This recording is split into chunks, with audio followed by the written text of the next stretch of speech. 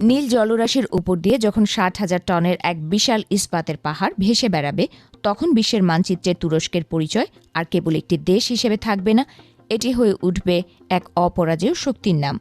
তুরস্কের নিজস্ব প্রযুক্তিতে নির্মিত প্রথম বিমানবাহী রণতরী মুজেম নির্মাণ কাজ এখন শেষের পথে। নির্ধারিত সময়ের ১ বছর আগেই এর মূল কাঠামো প্রস্তুত হয়ে যাওয়ায় রীতিমতো নড়ে চড়ে বসেছে বিশ্ব শক্তিগুলো। ২৮৫ মিটার দীর্ঘ এই দানবীয় জাহাজটি কেবল আয়তনে নয়, সক্ষমতায়ও ছাড়িয়ে যেতে চলেছে ফরাসি গর্ব চার্লস ডি গলকে।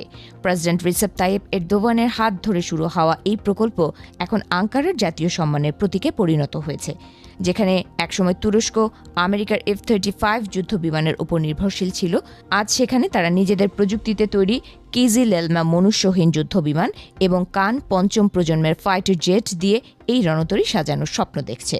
বিশ্লেষকরা বলছেন এটি কেবল একটি জাহাজ নয়, বরং তুরস্কের নীল মাতৃভূমি নীতির এক চূড়ান্ত বহিঃপ্রকাশ। তবে তুরস্কের এই উল্কাগতিতে সামরিক উত্থান মধ্যপ্রাচ্যের সমীকরণকে তপ্ত করে তুলেছে।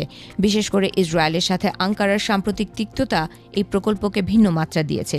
ইসরায়েলি নেতারা তুরস্ককে পরবর্তী ইরান হিসেবে আখ্যা দিতে শুরু করেছেন। তেল আবিবের আশঙ্কা, ইরানের পর তুরস্কই হতে যাচ্ছে মধ্যপ্রাচ্যের পরবর্তী বড় সামরিক চ্যালেঞ্জ, যা সরাসরি তাদের প্রভাবকে খর্ব করবে।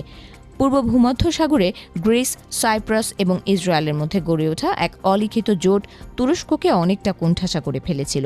সামরিক বিশেষজ্ঞদের মতে মুজেমের নির্মাণ তুরস্কের সেই একাকিত্ব ঘোচানোর এক কৌশলী চাল। গভীর সমুদ্রে নিজেদের সার্বভৌমত্ব রক্ষা এবং শত্রুপক্ষকে তটস্থ রাখতে এই রণতরী হবে আঙ্কারার তুরুপের তাস। এটি একদিকে যেমন গ্রিসকে চাপে রাখবে, তেমনি সাইপ্রাস ইস্যুতে তুরস্কের দর কষাকষিতে ক্ষমতা বহুগুণ বাড়িয়ে দেবে।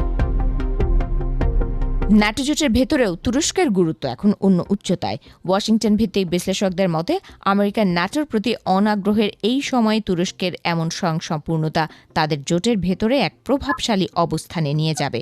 ইউরোপের